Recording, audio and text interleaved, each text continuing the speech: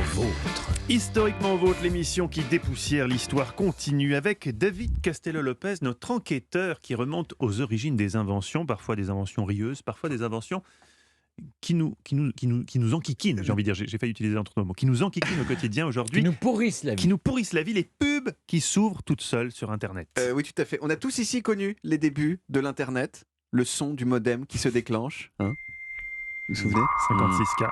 Voilà, le fait qu'il fallait choisir entre être sur Internet et recevoir des coups de téléphone, puisqu'Internet passait par le téléphone.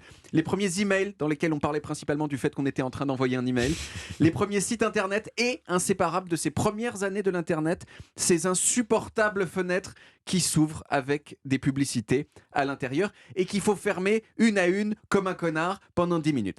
Alors aujourd'hui, ces fenêtres, elles existent toujours, mais quand même, elles sont très cantonné aux sites porno de mauvaise qualité. Enfin, moi, j'en sais rien, parce que je ne vais pas sur les sites porno. Je tiens l'information d'un très bon ami à moi qui, lui, y va souvent. Et aujourd'hui, il faut le dire... notre invité l'autre jour.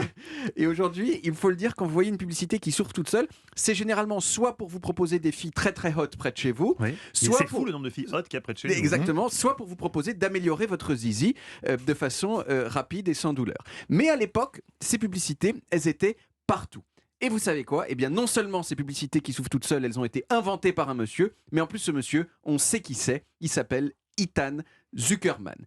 En 1994, Ethan, il était développeur dans une start-up qui s'appelait Tripod et qui hébergeait des sites internet. Et cette entreprise, elle gagnait de l'argent en vendant des publicités qui étaient affichées sur les pages qu'elle hébergeait. Des publicités toutes simples, sous forme de bannières, souvent un rectangle sur le côté des pages ou en haut avec une pub colorée dessus. Mais le truc, c'est que l'hébergeur d'une page internet ne contrôle pas le contenu de ces pages. Et donc Ethan, il ne pouvait pas assurer aux annonceurs que leur publicité pour des pompes funèbres, elle ne s'afficherait pas dans un site internet nécrophile, vous voyez.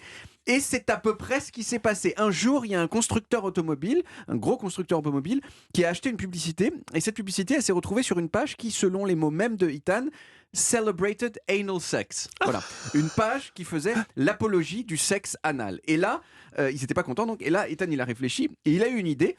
Pourquoi ne pas faire des publicités qui ne soient pas intégrées à la page, mais qui apparaissent de façon contingente par-dessus la page ? Comme ça, les gens voient la pub, mais cette pub est en quelque sorte dissociée du site par-dessus lequel elle s'affiche. Il a écrit ces lignes de code et en 1997, la première publicité qui s'ouvre toute seule de l'histoire du monde a été affichées sur un site internet. Et à partir de là, elles ont proliféré partout. Il y en avait même à l'époque sur le site du New York Times. Vous voyez, maintenant ça fait très site porno interlope. À l'époque, c'était New York Times. Et pourquoi elles ont proliféré ? Eh bien, parce qu'elles étaient efficaces. À la fin des années 90, les publicités normales sur les pages internet, les bannières, il n'y avait que 1 à 2% des gens qui cliquaient dessus. Pour les pop-up, c'était de 3 à 5%. Alors, probablement qu'une bonne partie de ces clics, ils n'étaient pas faits exprès. C'était, vous savez, quand vous essayez de fermer une fenêtre et que vous cliquez à côté, qu'en fait, vous ouvrez la publicité. Mais quand même, c'était plus efficace que les bannières normales. Et il y a même eu une invention du shaitan, vraiment, à cette époque-là, qui était le pop-under. C'était une fenêtre avec une publicité qui s'ouvrait non pas devant, mais derrière la fenêtre principale. Si on la voit pas, et quand vous fermiez votre navigateur, vous la découvriez. Avant de partir, vous êtes sûr que vous voulez pas améliorer votre zizi ? Oui, c'était ça le principe de ces pop-under. Alors Ethan, il a demandé pardon pour son invention, officiellement. Il a dit « I'm sorry ».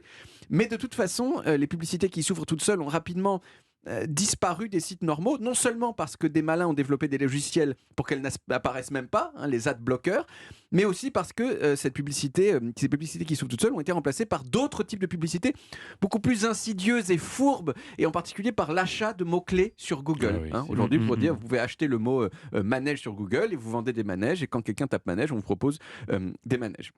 Mais je dois dire que quand cet ami à moi me dit qu'il y a encore des fenêtres pop-up sur les sites porno interlope, je suis partagé parce que d'un côté je sais qu'elles sont insupportables, mais d'un autre elles ont maintenant un côté vintage qui me plaît un petit peu à moi, le fétichiste du passé. Vous êtes vraiment fou. Merci David. C'est le bruit que ça faisait. Quand on essayait de fermer et que ça ne fermait pas. Mais il y a plus insidieux maintenant. Si vous dites, parce que vous êtes surveillé, vous dites... par exemple, tiens, on changerait bien de canapé du salon. Et paf, vous ne savez pas pourquoi, vous avez toutes les maisons du monde, Roche-Beaubois, etc. Tout ce qui apparaît sur votre ordi. Alors que vous lui avez rien demandé. Oui, mais il a entendu. Une fois, vous lui avez demandé quelque chose. Non, mais parfois ça passe par votre téléphone. Ils ont entendu qu'on parlait de ça. Ils vous entendent sur votre téléphone. Moi, une fois, j'ai commandé une nuisette pour ma compagne pour son anniversaire. J'ai des pubs Princesse Tam Tam tout le temps. Et elle me propose des soutiens-gorge. J'ai dit, mais non, regardez-moi. Regardez-moi. Je rejoins de soutien-gorge, franchement. Oui, il propose des pubs pour le vin, je comprends pas pourquoi. C'est bizarre aussi, c'est bizarre. Non, mais on est traqué. On est traqué et on est aussi détraqué, nous allons le voir. Merci David, on retrouve les origines en podcast sur toutes les applis audio et évidemment sur le site europe1.fr.